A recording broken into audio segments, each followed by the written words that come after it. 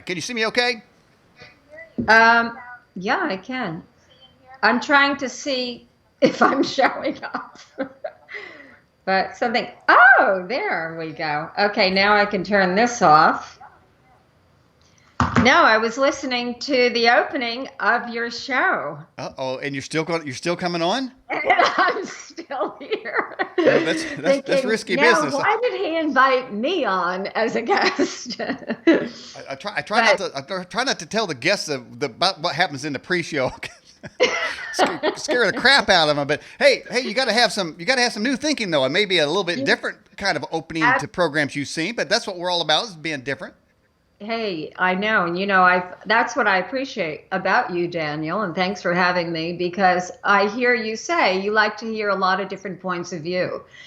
And boy, there are infinite points of view today that we're all, as you just said about the Facebook, you're bombarded with it, whether you like it or not, right? Whether Well, you want it or not, I should say. yeah, and if you really, I mean, you can attempt to disconnect yourself, but even if you delete your account, you're still there. Facebook creeps are over there at Facebook Incorporated. Zuckerberg and his friends are going through your stuff still. I mean, you know, it's icky. It's an icky feeling, man. It really is. It's amazing because we don't really know what is going on. We have no, I mean, I'm not a conspiracy theorist. One difference between me and a lot of your guests, but this is something unknown. These algorithms that are going on all of, the main social media and Google, and all I know is if I click on a dress I like, and by the way, I'm wearing my most cosmic shirt in your honor tonight, Cosmic Cowboy, that every web page I'm on, I'm seeing anything I ever clicked on. And I'm thinking, well, okay, well, I don't know about that. Maybe I don't want to see that again. And I hear about what's going on in some countries in Europe where you have to give permission. But maybe they think that we're giving permission when you see one of those things flash on your screen and it said, we do cookies on this website. And is that okay with you? And if you want to go any further into that website or that information or research, what choice do you have? You have to click it. Or you're going to say, no, I don't agree, or no, I'm not clicking it, and then you're cut off from it. So I don't know about how we're going to pass something that makes more sense in this country, United States, where you and I are, to have a real control over your own privacy, or that could be a thing of the past. What do you think? Well, yeah, I think privacy already is a thing of the past. The question is, who doesn't have our personal information? It's not who does. It's like nowadays, it's who doesn't. I mean, you got people buying and selling us. And what it is, Diane, that we are the product. We are being bought and sold through these algorithms to various companies, as we found out. And Facebook isn't the only one doing it, but you know. And as you said on your website, when the world changes, we need to change too. Well, maybe some of the changes we need to make is, I mean, the internet was a really cool thing. I remember when the modem first dialed up. Oh man, that was the coolest sound in the world. Now, if I hear that, I'm thinking, what the hell is that? You know, but so we're kind of moving along. But now we've enjoyed the free part of it, the information part of it, the connection part of it.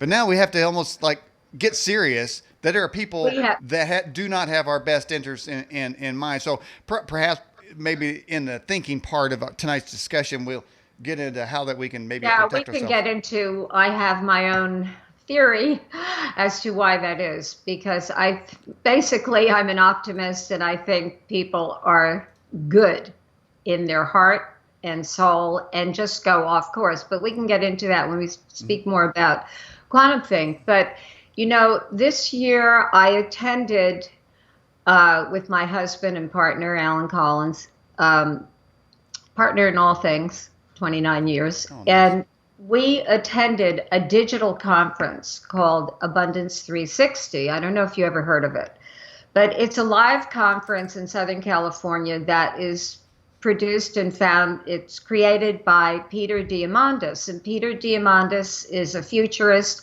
I can't say all the things that he is. He has 2 books that I know of: Abundance, The Future Looks Better Than You Think, and another one called Bold. But he's friends with Elon, the Elon Musk, Jeff Bezos, these people of the world. And so the Abundance 360 is this network. So he has a conference in person for, kind of high level investor leaders related to that field, mostly technology, a lot of longevity things. And so he opened it up to entrepreneurs all over the world to sit through the 3 days of it. And it was in January. And I thought, you know what? I'm always interested in what's the most cutting edge, whatever that's going on, whether it's thinking, whether it's technology, whether it's just, new ideas about things. And so I, of course, sat through it and now connected. So they have this, they're posting things all the time. I'm bringing this up because I heard you on a show talking about artificial intelligence. So this is what you and I are talking about right now, to bring it back to point, is that because, this horse already left the barn, right? Mm-hmm. That they are developing robotics, artificial technology, the hybrid, which is it's scary in a way, it could help people in their health maybe in other ways. But the point I think that you and I would concur on, Daniel, is that we have to bring morality into this. We have to bring ethics into the conversation. And to me, we have to bring awakened thinking. So just because you can do something, just because you can make something, just because you can design a computer that gets more intelligent as it goes along, and that's good. The IBM, a lot of the things that's used for, it's great. But then, as you and I are saying, but where does it stop? And is this really an infringement? And what's the purpose of it anyway? Or like in the movie business, I like production and things. So you think, well, if you're just going to make special effects for the sake of effects, there's no substance there. And where's that going? What's the aim of it? So I think that is the kind of conversation we have got to bring into society today. Mm-hmm. Well, there have been many scares, particularly recent note, the North Korea nuclear scare. Everybody thought Trump was going to cause him to, get us into a nuclear war. I bet those kinds of things go all the way back. There are those that are always talking about survival and, the end of time. And, Planet X coming December 2012, year 2000. Well, if we had let fear control us in each one of those situations, there's a lot of wasted time in fear. So as you said earlier, as we opened up here, that, you have a more positive outlook. You believe in perhaps the more decent, people are more decent than we give them credit for as a whole. So we need to replace really the wasted time of fear and doubt and anxiety is just that. It's wasted time. Now, so we want to move forward into what you're describing as quantum thinking. How does that sort of push that out and move us forward? Okay. Well, here's what happened for me. And I think there is a specific premise that gave rise to QuantumThink. So let me just say for everyone with us right now and later listening, that QuantumThink is what I call a new system of thinking. I'm not trying to tell you what to think or, it's nothing to do with me trying to manipulate anything, but it's a system of 21 distinctions in new thinking. And what I mean by new, it's ancient and it's new at the same time, because it combines insights from the latest discoveries in science. So let's call that quantum science, to make it simple, and combined with universal wisdom that is the things that are common to all traditions. So we know, I think I did research while I was writing my book, Do Quantum Think? New Thinking That Will Rock Your World. I'll plug that a little. But it's that there were 44,200 registered spiritual entities. Okay, I'm going to say entities. It could be an institution, it could be the name of a religion, or whatever it is. So what are we dealing with here? We're dealing with a lot of different ideas. But so when I say universal spiritual wisdom common to all traditions, the main traditions, I'm talking about the highest virtues, the Christ-like virtues, unconditional love, compassion, and these type of things, like just common sense of being a good person. So Quantum Think combines that, or it's based in that, and showing how those two things are now matching up, the quantum science and the universal wisdom. And then my part of it is, how can we have that affect our thinking? Because I had a revelation. So what I'm doing is making it modern so that we can actually live the wisdom. So this is like my personal, campaign to have us go from merely knowing wisdom to actually living it, to being the walking, talking embodiment of these principles that all the great spiritual traditions have been trying to teach us. So now, I like that you put that up. So now what happened for me is, when I was a teenager, this happened, is that I looked out in the world and I looked at, how we aspire to living the virtues and being good people and, do unto others as you would do unto yourself, all this great wisdom. And then I turn on the news, or you look in the world, or you go to your family dinner and you see that, okay, well, there's a lot that is not matching up here. And today we're seeing that even more pronounced, and I'll give a reason for that. But I just want to give you the lead into what had me create QuantumThink. Mm-hmm. So I thought I had this vexing question. Okay, with 6,000 years or more of wisdom available now at the touch of a smartphone, a tablet, whatever, how is it we're still not living it? And then I'm studying, go along, and you come across, as you think, so you become. And again, the spiritual traditions said this, in the Bible, as a man thinketh in his heart, so is he. Now, I'm not a Bible scholar. I think you might be. So you probably know it better than I do. And I know that different Bibles say it in a slightly different way. But you get the idea. The Buddha said, all that we are is a result of what we have thought. In the Upanishads that come from the ancient Indian holy men, the rishis they call them, they have the same thing. As you think, so you become, basically. And then you read all of these different books. So, I was exploring. In fact, I was a philosophy major in college because I was always questioning. So you say, I thought, here's the second vexing question. The first one, okay, 6,000 years plus of wisdom, how is it we're still not living it?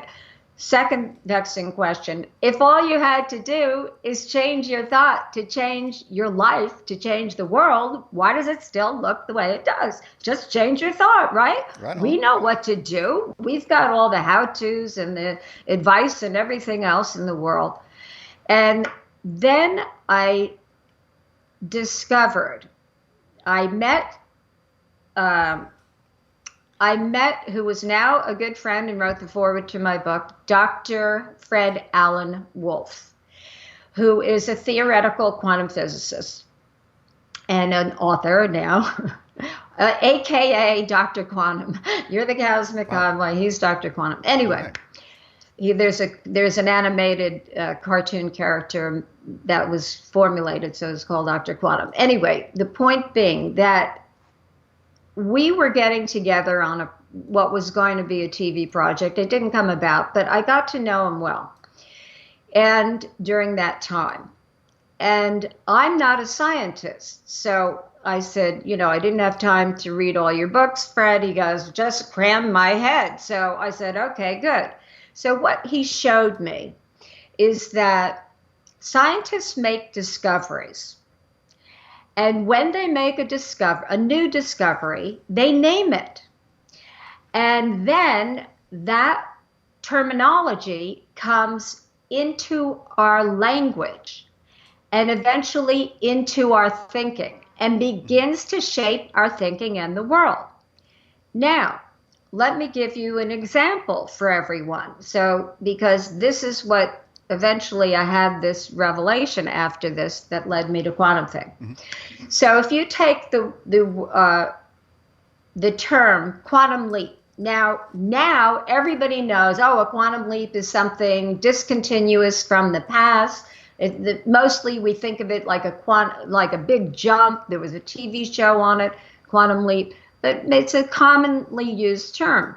Well, when I researched this term came into the English language here around 1927, but the term was actually, I'm sure, produced before that by one of considered the father of quantum mechanics, Max Planck, who made the discovery that the scientists used to think, the earlier scientists, that energy moved in a smooth flow. And what he discovered is that wasn't true, that it actually moved in bursts. So I heard you say earlier in the opening, what's a quantum anyway? Everybody says that. And certainly, I don't know what it is. But originally, if you look it up, it means the word quantum means an amount. It's a measurement. And what it was meant to measure was the smallest particle of energy. So Max Planck, he saw this thing where these energy would make leaps in bursts and in packets of energy that he called quanta, hence the term quantum. So the idea is that in one moment, let's say a particle of energy can be, in one vibrational spin. And in the next moment, it's in another place or another spin vibrationally. Again, I'm not a scientist, so I'm giving the layman simplistic explanation of it as far as I study it all the time. But the idea is that there's a transformation, there's a instantaneous shift in the spin. And there's no traceable pathway how that happened. So that's what means linear. A traceable, okay, we touched on this and that moved. That's the mechanical industrial age worldview. So when Fred Alan Wolf was describing this to me, so hence the term quantum leap. It came from quantum jump. It came into our language, and then it actually originally was a very, very tiny measurement, but now we use it to say anything discontinuous with the past. So when Fred is explaining this to me, I'm thinking to myself, well, wait a minute, afterwards. It's because I had been studying these distinctions between the industrial age called the classical mechanical science that began basically in the 17th century. It came electricity, all that.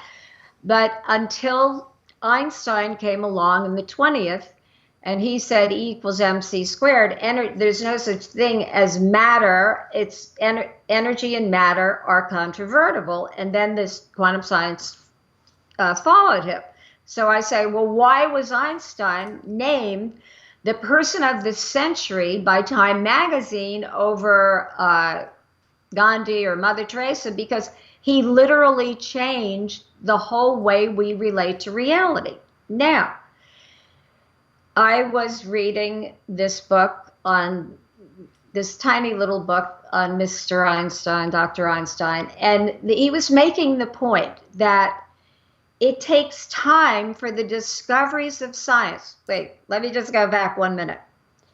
So my revelation was it wasn't just one terminology, because I was looking at these distinctions between the classical view of science and the quantum view of science, and it's like two different realities. And one is not an outcome of the other. Quantum did not come as a linear progression. It was a quantum leap in itself. Now, they're both of these worldviews are valid, of course, and give rise to much genius and invention in our world. So what my aspect of this is I saw it wasn't just one term at a time. It was the whole system. So that though we imagine we all want to think of ourselves as independent thinkers, we think freely, that we imagine we think freely, and we do have the opportunity to choose our thinking and our thoughts and the way that our habits of thinking at every moment. However, to the extent that we are under the influence, I call it, of an industrial age worldview, it gave rise to what? Machines. So without insulting us in any way, in many ways, we became automatic and, quote, mechanical too, in the way we approach things, in the way that we, and I want to get to something on the political part of how this applies in politics. But the idea was that if you look to see that our thinking as a humanity is actually influenced by the worldview. Very simply put, what we believe to be true about the nature of reality, that's what physicists study, as well as theologians, about the nature of reality, how it works, what we assume about it, what we think is possible, and what not. So what happened in this classical mechanical worldview, scientists also refer to it as scientific materialism. And this is why, and then I'll show you how that has shaped. Well, so okay. Well, Dianne, let me break in here. How much of what we think are we capable of changing? Say that again. What percentage of matter, of situations, are we capable of changing by our quantum thinking? Well, I need to finish the theory, okay? It'll take, and I'll answer that question. Is that okay with you, Daniel? Okay, sure, go ahead. Okay. The idea is that, and it's a good, I always love your questions. It's a great question. Very intelligent always. So the idea is that if you look at what were the assumptions of that industrial age worldview, and what the scientists declared is only physical matter is real. Now, we know that Isaac Newton was one of them, and he was a very spiritual, well, the scientists were spiritual, but when they went to the science, I guess, I'm making my interpretation here, they just wanted to stick with the science, maybe split from the clergy and let the spirit, be guided by them.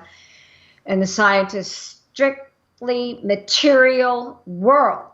So what happened? Let me just show you real quick how this plays out. And there are a lot of characteristics that I can go into, one of them being either or. So the moving from an industrial age worldview to a quantum worldview, we move from an either or to the both and then we'll be able to answer your question. So the idea is that if you're in an only physical matter is real, but the quantum discovery is that reality is not coming from the dense physical matter, but it's coming from consciousness. It's coming from energy in flux, informed by intelligence, that we exist in these intelligent fields. Of course, it's all because of, I'm going to use the word God, right? Infinite source creator, God, however you refer to it in your own personal journey, but that's how I refer to it, that we're connected that way. So, what did God give us the ability to do? Okay. There is, in some way, you say, what can we change with our thinking? Well, if as a man thinketh in his heart, so is he, and the quantum scientists are saying, and they have now a lot of proofs and, real experimentation and discovery on this, the effect of mind on matter. Okay, so we know we have mind to mind connections and mind to matter. That intention, as they call it, I call it intent. Intention has an effect on something physical. That's true. But there's something before that relational. But let me go back because it's getting a little technical. But I wanted to say something about how this plays out on a social, in terms of our institutions, because our institutions are also born under the industrial age way of thinking. We're in a quantum age now, but we're still very much under the influence of the, what I lovingly call the old worldview. It's not going away, but we're in an evolutionary expansion right now. So take the educational system. Conventional education, you learn about what? In an only matter is real, only physical matter is real. You learn about the brain, you learn about maybe the connections that are made in the brain, but you don't learn about what I call the 5 natural faculties of mind: intent, intuition, subtle energy that we're always in connection with, resonance. And I heard, I hear some of your guests talk about this, that we know it's a scientific fact. Everything is vibrational. That's why the opera singer sings and they can shatter the glass. Why? Because it went outside of that frequency. So when you look at this and you realize, okay, if intent is so important, our intent, and we would say in QuantumThink world, intent consciously generated, consciously chosen, we can have an effect.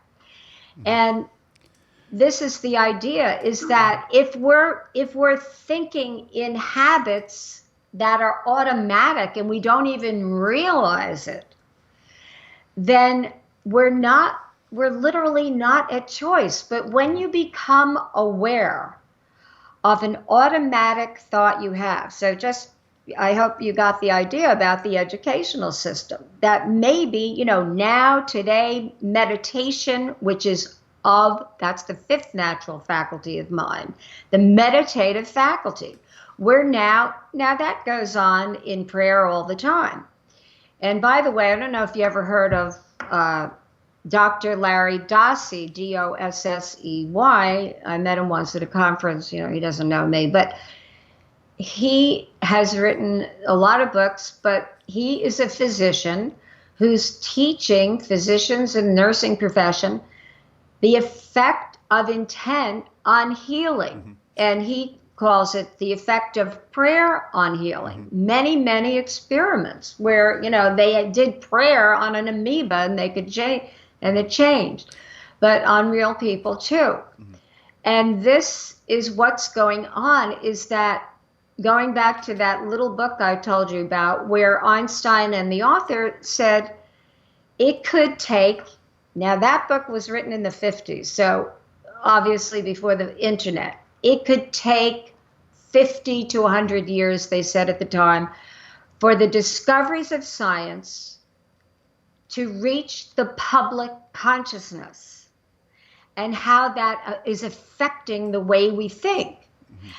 And so now, obviously, it could happen in a couple of months. Well, it's not happening so quick. Dianne, let me get in here. When we talk about intent, and I've heard that people say that intentions, a lot of things have to do with your intentions. What happens when you have an intent? It leaves your body, and then give me a trail here. It leaves your body. First of all, what is it that leaves your body to go and effective change somewhere? Okay, think of it like this. And I know I didn't answer your question, but I got on a roll there. Intent is not, it doesn't get, this is how I think of it. That's It okay. I doesn't forgot go my question. anywhere. It's an activation. Okay, here's one of the things about the quantum world.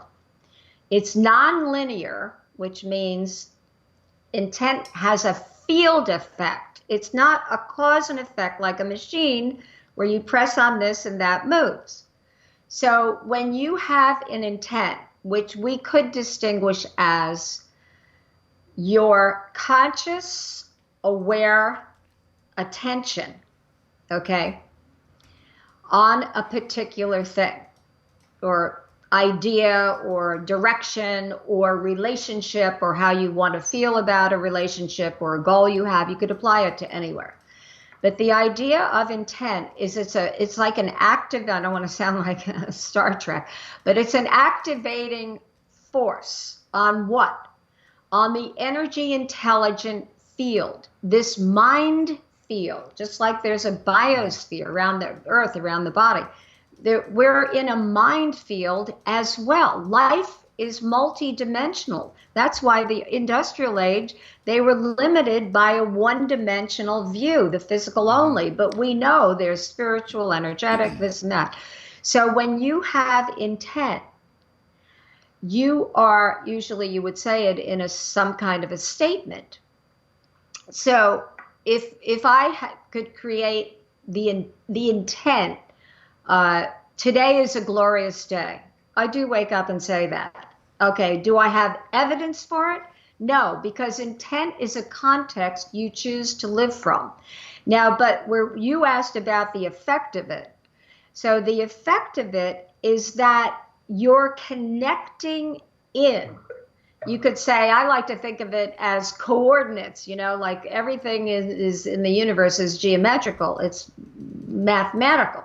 But if you think of the internet as the perfect metaphor for mind, okay, so mind and brain, the cutting edge, science on this, mind and brain are not synonymous. Mind is that intelligence that transcends listen, the physical. Dianne, we need to know what happens when you project out. Okay, I'm going to What tell is you. leaving? So what happens? Is it vibrations? Is it a thought? It's Is it energy? vibrations and it's connection. So when you go Connection to on what? the internet being, the infinite mind of humanity, the good, the bad, the ugly, and the sublime, right? Mm-hmm. And it's like, well, what's real for you in that moment? It's whatever you decide to click on. So this is intent, is whatever you decide to click on.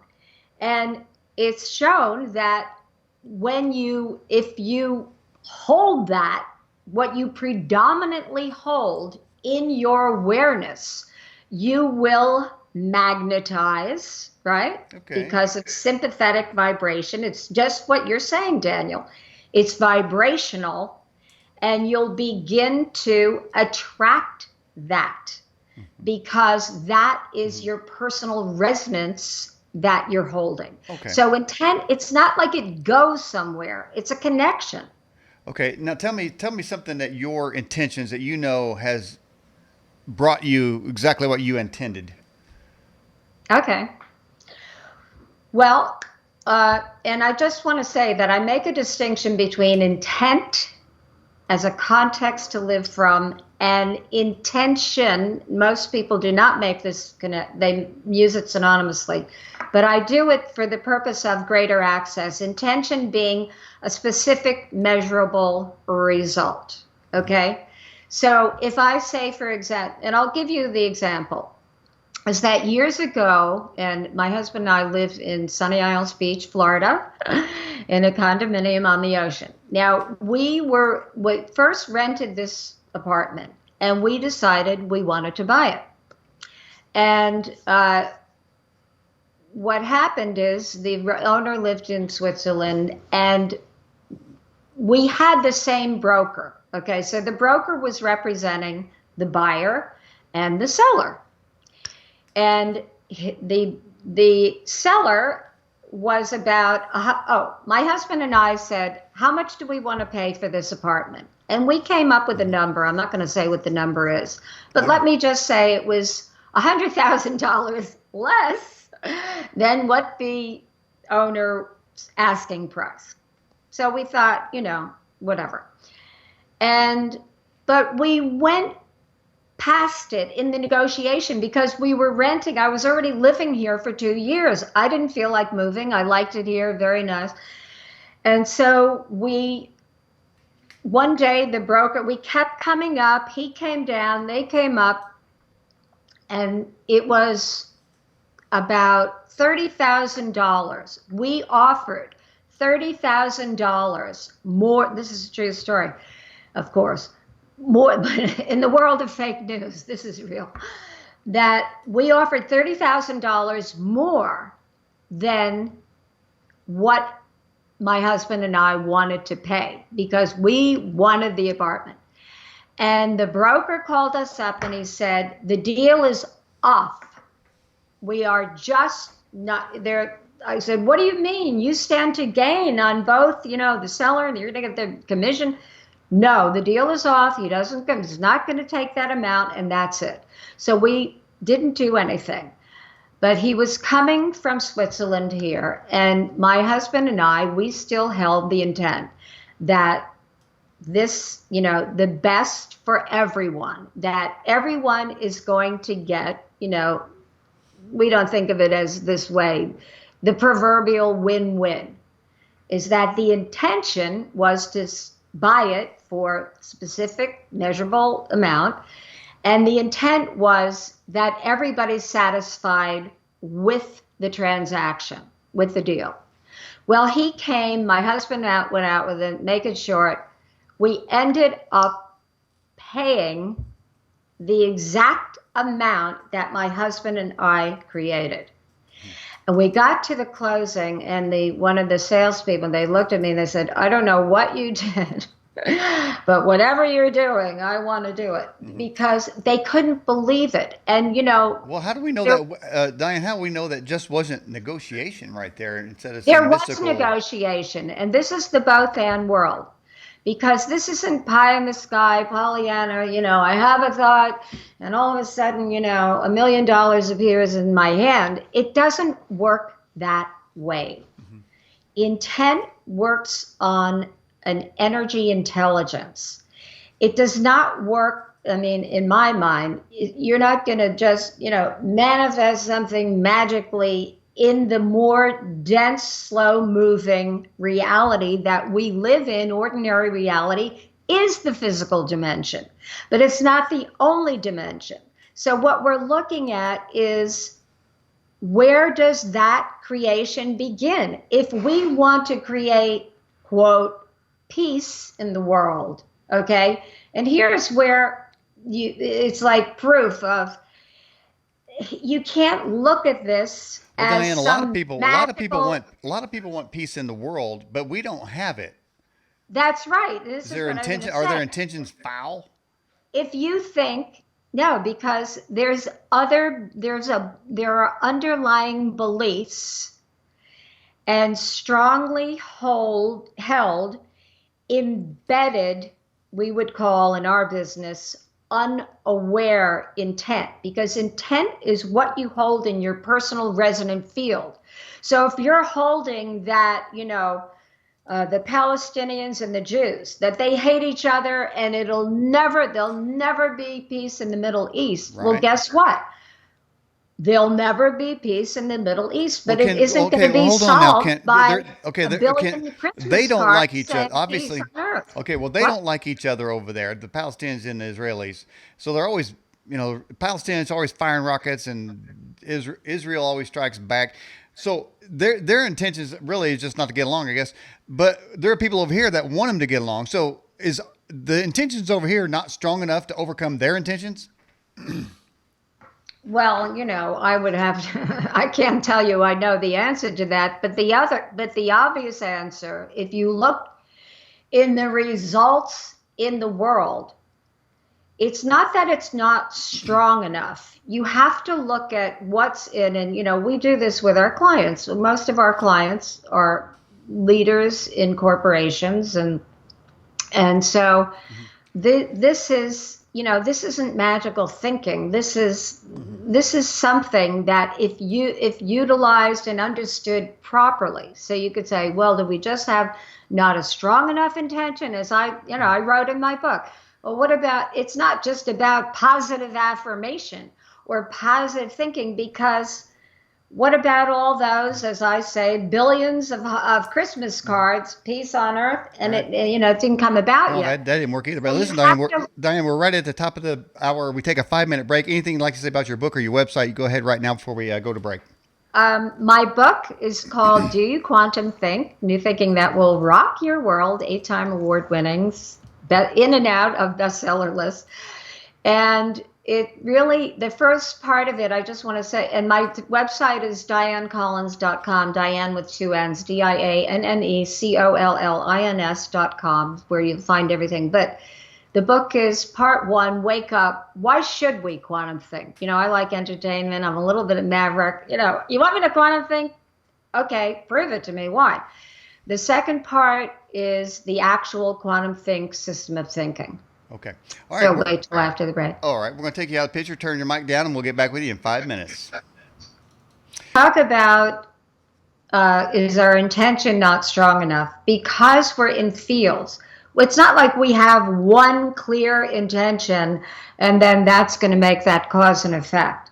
It's that we have a number of, I call it the personal minefield that we're swimming in. Plus we're picking up, I believe we pick up intel, right? Mm-hmm. People say, oh, spirit spoke to me, this spoke to me. Yeah. Well, we're picking up thoughts that aren't even our own.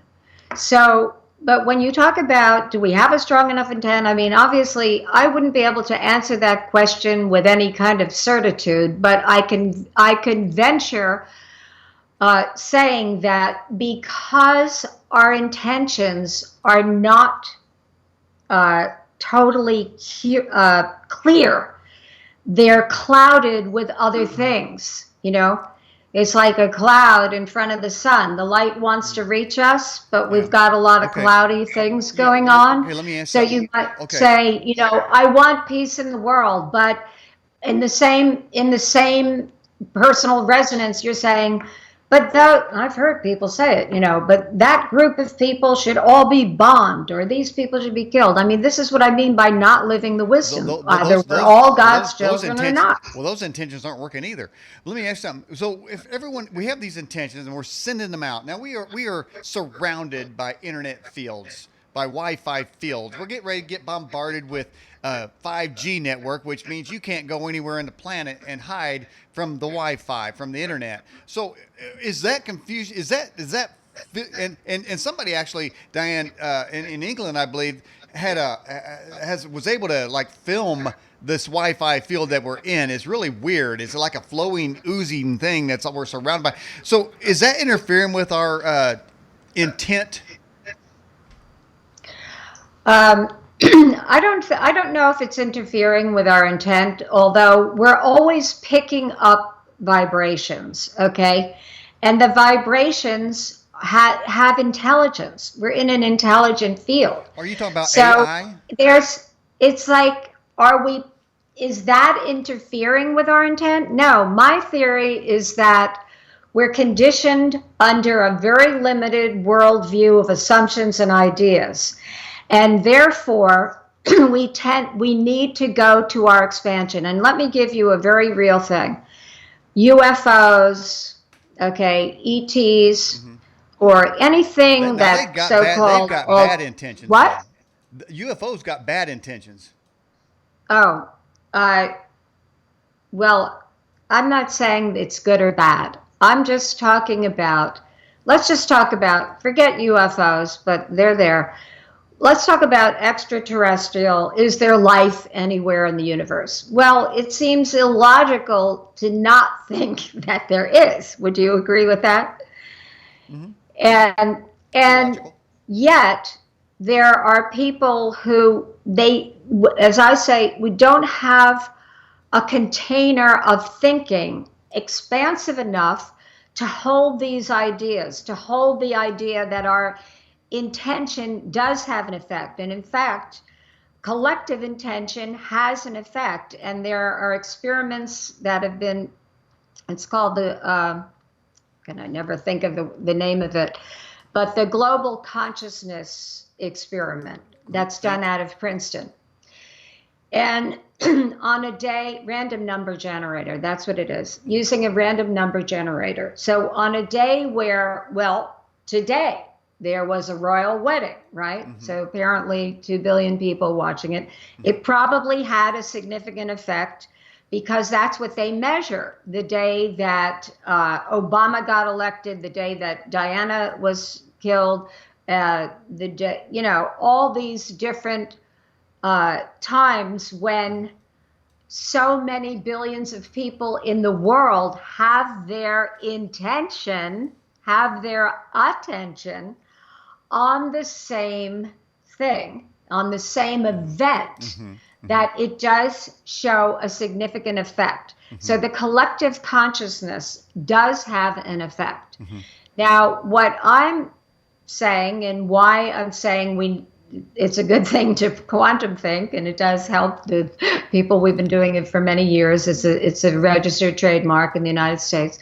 That when we can actually be at choice in what we hold in our own awareness, in what we hold in consciousness, without being influenced, interfered with by the negative beliefs, like I want my business, my business will be successful this year. Let's say that somebody has that intention.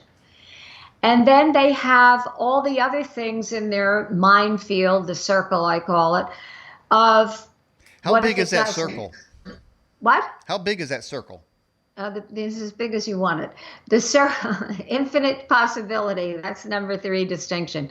But you look at it and say, okay, underlying that, you're saying this is the difference between quantum thinking and positive thinking. Okay, positive thoughts are always good. But positive thinking, like an affirmation covering up a negative belief. Oh, but the economy's bad. Oh, but things are getting worse. Oh, but, cryptocurrencies are coming in, or whatever it is. Mm-hmm. You have all these other thoughts. Oh, like, what if people don't like my product? And then you say, because you asked that question, is my intention strong enough? Well, you can have that intent. But if you've got that proverbial foot on the accelerator and the brake at the same time, that intent is not functioning in a clear channel connection. Okay, it's like Dianne, having a bar up on your cell phone instead of 4. Okay, would you tell somebody that has a miserable life that their intentions are wrong? I wouldn't say their intentions are wrong, okay? I would say that they can bring how their habits of thinking into their awareness. And remember, quantum think is about what I was saying earlier. It could take 50 to 100 years for this it's a more accurate, I'm not talking about quantum think, the quantum discoveries of how we actually do generate our reality, our experience of reality every moment. They're more accurate and up to date. So what my idea was, well, let's not wait 50, 100 years, or maybe less because of the internet now. Mm-hmm.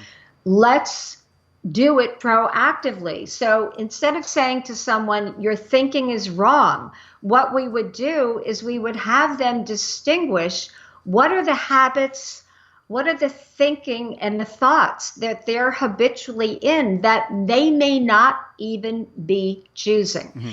Well, now, let me ask you something though. When a man thinks that he's a woman, is he a woman or is he a psycho? Well, that's another story. That's another reality altogether. Okay. Well, yeah, but there's a lot of intentions there. A man is intending to be a woman. So You is he a know, I woman or is heard he a somebody psycho? talking about this the other day, like this channeled wisdom thing, which actually I thought made sense. That if you think there's reincarnation, okay, so first you'd have to start there. But I don't have the answer to that, transgender thing. But Well, there's a lot of intentions there, though. I mean, you talk about intentions. There is so yeah, many intentions involved with a man intending to be a woman or a woman intending to be a man. That seems like that's on the front page every day. There's a lot of intent going on there. well, there's a lot of attention in the media on it. Now, here's what That's I had attention, used a not intention. terminology, okay? It's called least action pathway. Now, this is in the distinct, Quantum Think is 21 distinctions. The third one is infinite possibility. It's an infinite possibility universe. In any moment, you can click on something or you can hold something in your awareness. You have a choice when you're aware of your own, whatever your thoughts are.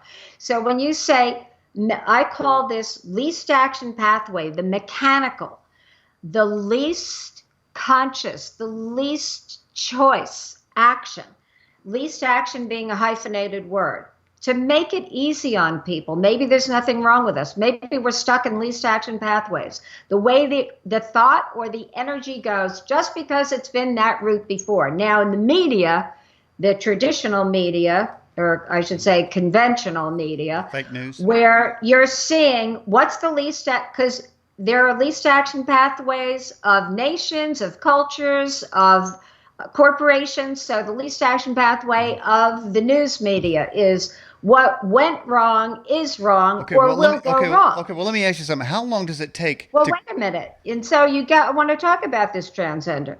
Oh, I didn't know we were talking. So I thought we moved so far away from that topic. no, because that's what I'm bringing up. It's all about context. So you're looking in the context of all of a sudden everything with this political correctness that, you could pull your hair out, right? It's so over the top ridiculous. And this is a least action pathway of our culture right now. It's that, what is this about political correctness? So, I was talking with my brother the other day about this, where there's so much attention. Now, quantum thinking is both and. So the either or is, well, let's not put any are you attention still on answering my question? I those just want to people make sure so I can hang on. Are you still answering my question? about the transgender, or which question? Yeah. Well, you said you Yeah, were answering. yeah. So if you have all your attention on being, the good part of it is you want to take care of every human being, okay? They're confused about their gender, they're whatever. There are so many crazies and things out there. I'm not saying they're crazy, but let's just say people with good hearts, you want to be able to take care of everyone, right? But on the other hand, if this is a very tiny part of the population. Okay, quantum thinking is thinking from infinite possibility. How can we have it work for everyone? That's one of the practices. So you would say, okay, well, we do want those people to come into our, public restrooms. We don't want. Quantum thinking is transcending those either or points of view to see it's an infinite possibility universe. What else can we come up with that can appease all of the parties involved? But to your point, do we have to spend, 90% of our attention on these things in the public media? I think that's really the question to be asking. Yeah. Well, I mean, if I had a daughter and a man intended to be a woman and went to the women's restroom, I'd cold cock him. My intention would be knock him out. So I would overcome his intentions to be a woman to molest kids, and I would punch him right in the face. So I mean, I may have some quantum thinking adjustments that I need. You might, because no, I was going to tell you about this channel. It was pretty interesting. As I said, it's someone like the veil is thin from one lifetime to another. So let's just say that whether you believe it or not, it's just an idea that someone had where they came in, they never completed their karma, whatever, in the past lifetime. Okay, now what are we talking about? As a man. And now they're born as a woman. And so maybe they there's like a bleed over from another lifetime where they're not, they're confused about their gender. But, or they're just maybe psycho. they just feel more comfortable in the other gender. I mean, how would you and I know? Who are we to say? But I don't see that we have to spend this amount of attention in the public media on it. I think these are important questions. Yeah. And then you have to think, like, well, why is this? From a bigger contextual point of view, like, are we going to just let these random least action pathways Well, why run is it? wild? Is because why is it? Is because these people have no foundation in any sort of immoral compass. Hey, we've got a question for you. It says, "Have you ever read Robert Anton Wilson's Prometheus Rising?" No, I haven't, but I've heard of him. Should I read it? I don't know. That was the question that came in for you while you were Okay. talking. Okay, so how long from intention to results? Well, I'm going to say this. In the relational field, okay, because mostly what we're dealing with are relationships, right? That's how in science they say everything in nature gets accomplished through patterns of relationship. Okay, so people, that's how we do things.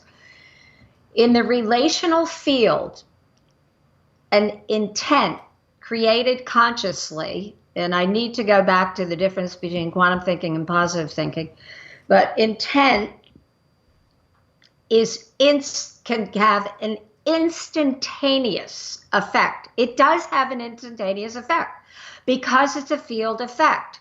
Now, let me just say the difference between quantum thinking and positive thinking. Again, positive thoughts are always good. Quantum thinking is from the quantum worldview, which has two fundamental, I think, concepts. One is, or you could call them quantum facts, that for other than God, which is absolute, but for everyday human reality, that there are no fixed and absolute realities. Now, the old worldview saw physical objects as fixed and solid. Right. So it's trained us to think of life as fixed and solid, circumstances as fixed and solid. But when you are quantum thinking, you know that there's no fixed reality. Why not? Everything is energy in flux, informed by intelligence. It's always shifting and changing. And we have been divinely blessed by birthright to be the focal point of what we can hold in awareness in reality, and then eventually will come to pass in physical reality. That's the one part. The other part is the observer effect. And this is a key in the quantum world of quantum facts, is that there is no separation between the observer and what's being observed. And that came from the uncertainty principle, where they're trying to measure, Heisenberg, a particle of energy, and found that the instrument of observation was always affecting the energy. So it could never get absolute certainty, hence the uncertainty. So what I do is say, how does this map onto our thinking as people? Yeah. So it's observer created reality, a core distinction number 2 in quantum Okay, thinking. so I got a question for you. All right, so Max, we mentioned, we started talking a little bit political in the last hour, but Maxine Waters intends to impeach President Trump. Now, is her intention, is it going to be fulfilled, or does the universe hear that and say, you're dumber than a box of hair, man? I mean, does it reflect back and refuse her order? Okay, but I'm glad you brought this up because, first of all, it's ridiculous. Because take Trump, for example, okay? Now, I voted for President Trump, okay? So I'll just be public about that, which, much to everyone I know, surprise. And it doesn't matter. Surprised me. What? You just surprised me. I would have taken Right. I would have taken you for a Bernie fan. Well, you couldn't be more incorrect about that. And I'm glad I am. Okay, because Normally I'm to me, he was definitely not to be. I would never vote for him as president. I don't think Communists have bad intentions. I don't have ill will toward people. So, but just to take Trump, okay, he's not the perfect, maybe I don't agree with everything he does, that he's sometimes a little bit too mean. But I know that he's the right president for this time period. Okay. Now, if you go back to this collective consciousness, and, Maxine Waters, I mean, I don't want to say anything against her either, but You won't even talk because I about her don't hair? say anything against anybody. Remember on Okay. the Oh yeah. ultimate. Oh yeah. Yeah. Love. It's all about love. But let's just go to Trump. Okay. What would happen if people actually started empowering President Trump? Because my husband and I, by the way, have a morning debate over this for 2 years since the campaign, because he doesn't feel he can't get past. He's the other party. he doesn't vote because he's a British citizen, but that's another point. But the point is that the people who, what would happen? You said earlier, and I did hear all of your questions, I may not have answered them directly, about how do we shift something with our intention? Well, we could start right there. What if we held President Trump, and I'm talking about anybody, get beyond the labels, liberal, conservative, whatever. But here's what we have. We have President Trump. What would happen if we started to see and understand his perspective rather than misinterpret it by sound bites that are made by the press in their least action pathways, who are out to do anything they can to put this man down, right? So this is where, at a collective basis, we could shift. But on the other hand, you can't make the other side wrong either, because if you turn on, okay, there's some certain news shows that I like on Fox, but I watch all of them, and they all have their bias and their slant. Okay.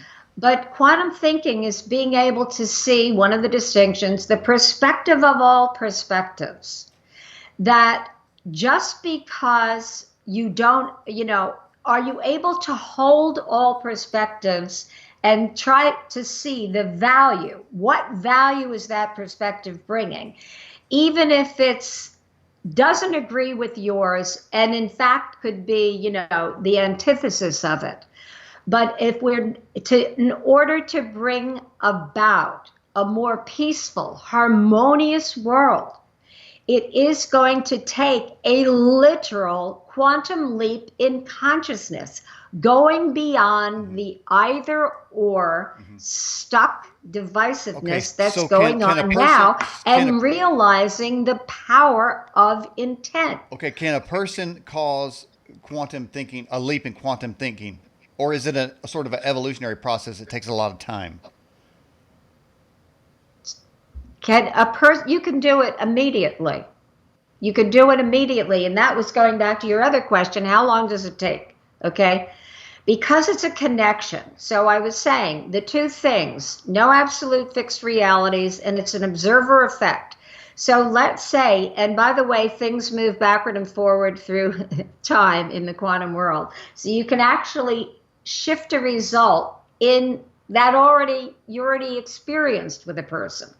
But what we would say, and we coach our clients with this, if you're going into a business meeting, and if you're going into a business meeting where you already have your judgment on, you want to get this deal, but you think, oh, this person, this client, prospective client is hard to deal with. And I don't know whether they're going to like me. And, you have all this going in. Well, that's already affecting the relational field, because the quantum field, the mind field, is non-material. It does not depend, and there's another quantum fact, it's called entanglement, where they take two particles of energies and move them at any physical distance apart that have ever been meaningfully connected, they call entangled, an effect on one will have an instantaneous effect on the other, even though they're no longer physically together. So if you adapt this to our own mind field and you think that we can, what does it mean? Intuition, that's actually called in science, that our minds are non-locality. It means they're not located in our body. Our mind does not end at the edge of our skin. I kind of agree with that. I've asked that very question to a number of guests too about it. Does seem there's some extraneous point or place that's beyond our local contact point here with this earth. But when you talk about intention shooting it out, is it go out and burst, or is it a constant stream of change that's streaming out from us? Or is it burst? It's intent. You can create an intent and then forget about it because you don't want to put too much energy on it. But if you have an intent utilized properly, it shifts your own resonance. It shifts your own energy field. And so these circumstances will shift with it. I do it all the time because I could be going, let's say, to a family dinner where I think I don't want it to just be disconnected and chaotic, in a typical Thanksgiving or whatever. I want everybody to really connect. I want to connect. So I create the intent that crazy uncle, you going to connect with him? What? What about your crazy uncle? Will you connect with him? Yes, the crazy uncle. That's exactly right. Even the crazy uncle, okay. And you think, okay, everyone is connected. It's a loving situation. We're having our repartee and our disagreements, but it's all in good fun and harmony and, in gratitude on this holiday for each other. And that the person who has a level of awareness where you are creating intent with that level of awareness, you are already shaping that field. So when you say, how long does it take? By the way, did you lose my video? I never saw myself again. No, you're here. You're fine. Can you see me? I can see you. I don't see me, but I don't know if I'm on. I don't know if I can catch my face. Quite live. Okay, but that's right. And I love that quote, of course. But, it's that you can shift the field of your relational field because it's non-material. Now, can I take this microphone and, turn it and transform it into something else? No, we don't have that. I mean, maybe some people do. They say there are some people who can transform matter. Hey, Dianne, this is important. Let me see that microphone again. That's pretty cool. Oh. Let me see that thing. Wow. Okay. Looks like a space thing. This is Blue Snowball. You don't know that microphone? Yeah, pretty cool. I like it. Yeah, it's good. I use it for interviews. Anyway, it's supposed to be excellent, and a lot of people use it who are in, hosting and things. But anyway, where were we? Got onto microphone. But do you see what I'm saying? Is that you can shift the field, you shift you, and everything shifts with it. When you say a bad hair day, I try to make these very simplistic, examples because you wake up. And by the way, my microphone is retro. I use a retro microphone. Yeah, I saw that. I like your microphone, I love your Stetson, I want it. Hey, what? Listen, somebody said, we had somebody on the show describing what you're describing. They described it as scalar waves. Have you ever heard of that? Yes, I have. Is that in any way related to yours, or yours better? Well, it's, but I'm familiar with scalar waves, and I don't know how to explain it because I'm not a scientist, and I haven't been able to find that much information on it. But I would say that because of scalar waves, that is what makes the connection possible that we're talking about. Mm-hmm. And this is very important because if you want to, see what I say in the observer effect, observer created reality. Think of it this way. If you only look in the physical dimension, right? The scientists, I say, they woke up and decided, okay, let's figure out what's going on this planet and out there in the universe. And in the physical dimension, we look separate from one another. We look separate from objects. Okay, that's ordinary reality that we live in every day, yes. But there are many more dimensions. And so if you start to quantum think and you realize that we exist in fields, and I was going to say observer created reality. So we have an effect, just like the instrument of observation has an effect on the energy particle. Okay. Well, what's the instrument of observation for? And it doesn't mean just visual. It means what we hold in consciousness, what we have our attention on, not just a visual observation. Okay, Dianne, can you visualize? Affecting. Can you quantum think and bend this pen? No, this is what I'm talking about. I don't have the power to do that. Because well, if you intended for this pen to be bent in half, could you do it? No.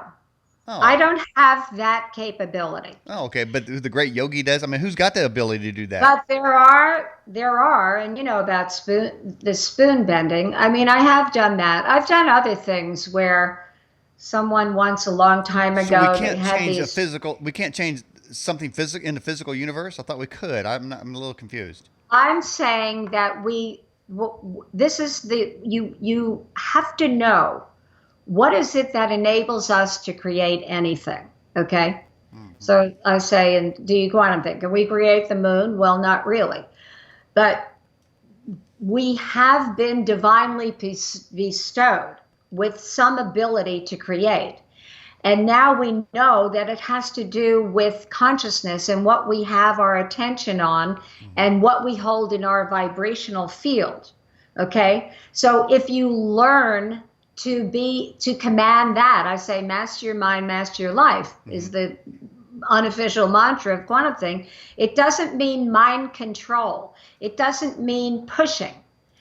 It means that you understand that intent is a dynamic of a field. It's not a dynamic of matter where it's a cause and effect. So you keep asking that question because maybe you want to catch me up on it, but it's not like I can do that. Although people have bent spoon with their mind, I did see a yogi once who materialize something out of his hand, and there are people who can do this. I cannot do that, and I don't have that. Is that a level that can be achieved? I don't know, but I would say that, you know, I've read where it's possible. If you look and say, is anything possible? I don't think, and let's just look at the morality again and where we are in the evolutionary cycle of our own humanity, is that I don't think divine creator would give us the ability to do that. I'm thinking of other things like war, but I don't think that we're in that evolutionary state because we wouldn't be able to manage that. You know, we're talking about, and I heard you talking about another guest, we're talking about how do we even manage the technologies that are coming about? How do we take ethics and morality into this? How do we make it so that it works for everyone and doesn't become another way that we can cause conflict and attack each other? And this is why it's so important for us as a humanity to go to a more expansive way of consciousness. And by the way, my hobby is astrology. I don't know how you feel about that because I know it doesn't agree with a lot of people's religion, but how do you feel about it? Well, I'm not going to say there's a demon behind every astrological chart. Okay. You're not going to say it, but you said it. No, I personally don't get involved with it, but you know, this show I don't know how many people have been on this show that do. So I'm a hybrid. Okay. So I can't be really pigeonholed per se. You know, I have beliefs but I also like to listen to other people's point of view, as you're well aware. But you know, if you do some astrology, I'm not going to cut the feed. Well, I I'm mean, not. I don't do it. I'm not a professional, So but you know I what you find it do. interesting to study these energies, the planetary energies, Mhm. because it helps to give an understanding of what's going on. I have a theory. God uses the planets to tell us what we should focus on. It's not Mhm. like, I mean, I don't What have have the a planets belief. told you to I don't focus on? have a dynamic, uh, what's the word? I don't have Satan beliefs, okay? Because I feel that if the universe is Are you infinite, confessing? if God is infinite Yeah. and we are born in the image of God, then in some way we have access to something infinite. And therefore, what I say is that every human being has every possible human trait possible in the possible world. This is another thing in quantum science. There's a possible world and a manifest world. Now, the question and the important thing is, what will we manifest? What are we manifesting? So, if everybody, and one of my teachers one time explained it as, let's say you're born with a talent to wield a knife. Will you be a murderer, a surgeon, a sculptor, or I forget the other one, a butcher? And so it's a question of, we're given some free will here. I don't Mhm. think we're puppets. I don't think God would make puppets. Mhm. I think that we're born, that there are tendencies. So it's a combination, it's a collaboration that we're given. We can be what we want in terms of human traits. And then it's a question of, what are we going to choose to manifest? Are we going to choose to manifest unconditional love? Are we choosing to manifest compassion? Or do we just have it as a concept? And that goes back to my original, what I feel my life Mhm. purpose is, to have us as a humanity, as human beings, Mhm. go from merely knowing the wisdom like a mental construct that we can repeat because we read all the scriptures, or are we actually the walking, talking embodiments Mhm. of it? What And have the planets told you to do? You said they've told you to do things. What have they told you to but do? they don't tell me. The Oh. planets don't tell you anything. In fact, the mother of astrology there's a quote: "The wise man heeds the planets, the fool obeys them." Mhm. But let's say that there are trends. So let's take one that comes from Pluto, okay? Because Pluto. just for fun, I mean, just look at it as a metaphor for fun. So I Pluto, thought Uranus was a metaphor for fun. But go ahead. that's true too. Now they say Uranus. This is where I Anyway, cut that myself just off. changed the other day. But Pluto. So Pluto, because I like this example, from 19, there was a cycle of Pluto from 1995 to 2008. Okay. Pluto and Sagittarius. Hmm. Well, Sagittarius rules everything foreign, higher wisdom, knowledge, higher education. And that's when the internet became a household thing in 1995. So the internet enabled us to see what was going on all over the world. And we Hmm. became more, aware of, Hmm. quote, foreign cultures and so on and so forth. It was also the time of excesses. So we had the whole thing with the dot-com bubble and all that. I'm just showing you, just saying how it shows up. Hmm. Now it changed in 2008, just at the time Obama was elected. It went into Capricorn. Capricorn rules in Israel, call it lore, astrological lore, corporations, structures and systems in society. And this is important: corporations, governments, and Pluto is the planet of transformation Yeah. in this mythology. Are there I people think on of it Pluto? as a mythology. You learn from it. Yeah. So you look at it now. Every institution is undergoing restructuring. It's all about restructuring now. Hmm. And if you look at it from what I'm talking about, how the worldview shapes our thinking, Hmm. And you look at that, most of our institutions are born under the industrial age, the either or linear thinking, only physical is real, matter is fixed, and therefore we can't change the circumstances. And it's in the background. It's not like we're consciously thinking that. It's embedded in the background of the mind field. So when you look at that and you think, well, it makes sense that we're in a time of a restructuring of our institutions. That's why it's so important to go to a higher level, a more elevated, like when I say it, a more virtuous way of thinking, because the old worldview, the judicial system, Well, Dianne, listen. every bit of it, Okay. either or, you're guilty or you're not. All right. I got There's that part. nothing in between. Okay, so we're about ready to enter the age of artificial intelligence, AI.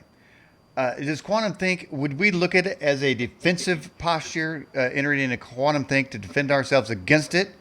Or do we need to accept it and ride the wave and see what all the system says are the awesome benefits of it? Well, I think you answered your own question. It's like, first of all, it's already here, okay? It's already in our society in so many places. Mm-hmm. And I was telling you about this Abundance 360, where I see these postings every day of what's going on that most people, this isn't in the news, but it's not underground. It's just they're too busy talking about, churning the ridiculous things and how terrible Trump is, like get over it. But anyway, that in AI, if you're quantum thinking, it's what I've been saying. You would look at it and say, it's already here. And what are the benefits? And how can we use it beneficially? And how do we make sure that it's not used for malefic intent? Well, it will be. That's what I'm saying. Well, it will be. It probably already is. See that what you just said right there? If we hold that in place, that people are going to do bad things. It's not like we don't have thousands of years of evidence for it. Yeah, right. Okay. We So have experience. it's a valid statement you're making, right. But here's the part where you have to sort of trick your own mind to go into the quantum domain, is that if we want to have a real transformation in the world, then we need to be able to go beyond our fixed beliefs about how. Okay, so initially, as we started the program, we were talking about Facebook. Initially, everybody thought Facebook was this great social media platform to gather with friends you didn't know and people that act like they care and they don't, that type of thing. But the reality was nefarious plans were being formed against us. So would happy thoughts have prevented that? Because we all had happy thoughts. Meanwhile, they were developing algorithms to buy and sell humans as cattle. No, because what I would say is all the happy that thoughts in the world didn't fix that. I would say that that is what I call unawakened thinking, an unawakened state. If you're creating algorithms in an unawakened state, it's not like, that's why I'm not a conspiracist. It's like, I see these conspiracy theories. I don't think that most nothing I said was a conspiracy theory. It's not. It's fact. Oh, it's kind of. But you're saying that people had an ill intent. Because Zuckerberg went to. But you're saying people had an ill testify. intent behind it, right? No, it's a fact. Facebook was doing these things, but they're just one of the many companies that have got caught, and everyone else assumed they had the best intentions, but our assumption. Was perfect. Because you know what we said about the restructuring? That's how it shows up. Things are going to be revealed that need to be changed. Now, here's the thing. Do I believe that anybody who was doing the Facebook algorithms were going into it with an ill intent? No, I don't. I just don't think that we have enough awakened naivety, though. That's just being naive about the situation. There's a difference here. Well, we don't have to be naive about the situation. We have to see that it's like what we're looking at is, cause. And if we could go beyond the blame shame game, we'd be a lot better off as a humanity. So I look at it as, these are people who I'm not saying I'm enlightened, but I don't want to be like an elitist, But Are you? unenlightened Are you enlightened, thinking, Diane? what? Are you enlightened? No, I Are said you an I'm not. ascended master? I'm not saying I'm enlightened, but I'm Oh, saying we need enlightened, awakened thinking beyond the automatic habits that we're in, hmm so that when we're creating an algorithm, we've already thought through what effect is this going to have on hmm society? What effect is this going to have on our children? What effect is this going to have on morality? How much power are we giving to the people who are already the ne'er-do-wells of the world? So this is what I mean by awakened thinking. hmm So artificial intelligence, as we said, the horse has already left the barn. You're not going to be able to stop it, but we need to be able to have a more conscious relationship with it. And that's as individuals and as a collective, because we can't fight it. Look, hmm how would you fight it? Well, Just, some people have claimed that there will be very soon. There are already robots walking around. There will be hordes of robots running around cannibalizing humans. Now, is that the kind of thinking that we need to change? oh, completely. Because why are we holding that as a reality? I think that Why I kind of like hold it. that? I mean, it's like I was going to bring up the bad hair day. hmm It's that simple, but That's a that is, bad you take it robot to an day. extreme. There's a You movie. wake up on a bad hair day and then you have one minor calamity after another, and you go, you I'd see, rather have I bad told hair you it than a was bad bad. robot trying to eat me. Say that again? I'd rather have a bad hair day than a bad robot trying to eat people. So I'm Well, just so would I, but but this is what I'm saying. But it's the principle is the same. okay. What we collectively hold in consciousness has an effect in the world because we're always emanating out. You see, you keep thinking of, you think intent, you shoot it out, but you're not. It's an emanation. You are, and I think you are a natural quantum thinker. And so, Oh but yeah, we all I'm a quantum thinker from need way back. right. That's right. You are. Because I thought, oh, that's interesting. He's invited me. But it's like you already know that we're emanating out. You walk into a room, let's say you walked into a boardroom and there were people who were just arguing there. You can feel the energy. You don't have to hear a word. Right, You right. walk into a room of happy people at a party, in one corner, grumbling people in another, you're going to be drawn wherever you're drawn, All right, right, right. but you can feel it. You don't have to. How do we know that? How does a mother know when one of her children across the country, across the world has a problem? Because hmm familial family resonant connections are very, very strong. So we feel these things. And this is where we haven't been taught in conventional education. I'm talking about hmm our intuitive faculty. We're using it all the time, but we're not taught in conventional education yet. We will be, I'm sure, how to use it because we need to be able to attune. We need to be able to tune in. hmm We need to be able to catch ourselves in our own least action pathways. If I'm in one where I go into a self doubt, this is what I call the demons, the self doubt, the fear you brought up, all these things that can become habitual. And then people start to identify with whatever happens to come in their mind. So what we say is if a thought comes in, let it fly by like Right. a bird. We have pelicans here by the Okay. sea, Okay. past your Right on. window. hmm You don't have to identify. Just because you have a thought doesn't make it the truth. You don't have to identify with every thought that happens to cross your mind. You don't have to believe it. And it certainly isn't the absolute truth. So that gives us freedom to create. When you catch yourself in a negative belief that you're holding on to, whether it's about the government, the ETs, or whatever it is, you don't have to own that thought. You don't Right. have to Right. hold it in Right. consciousness. So You can see it, interrupt it. Oh, there's that least action pathway. Doesn't mean anything. What's my intent? well, I'll tell you what, Dan. I was thinking that the roving hordes of robots are going to help us. Why should I consider that they? I'm They're going to transitioning. eat up all the bad They're here. people. They're here to help. They're here to help. Hey, we're at the end of the broadcast, Dianne Collins. Why don't you say anything about your book or your website? You go right ahead and wrap this thing up for us. Well, I'd like to invite everyone, of course, to check out my book. And let's see, what else could I offer you? I would like to give you what I call it's called Success Gift, but a website. If you want to hear 2 of the QuantumThink distinctions for free, read 1 chapter from my book. It's DianneCollins.com, DianneCollins.com/success hyphen the short dash gift. DianneCollins.com/success gift.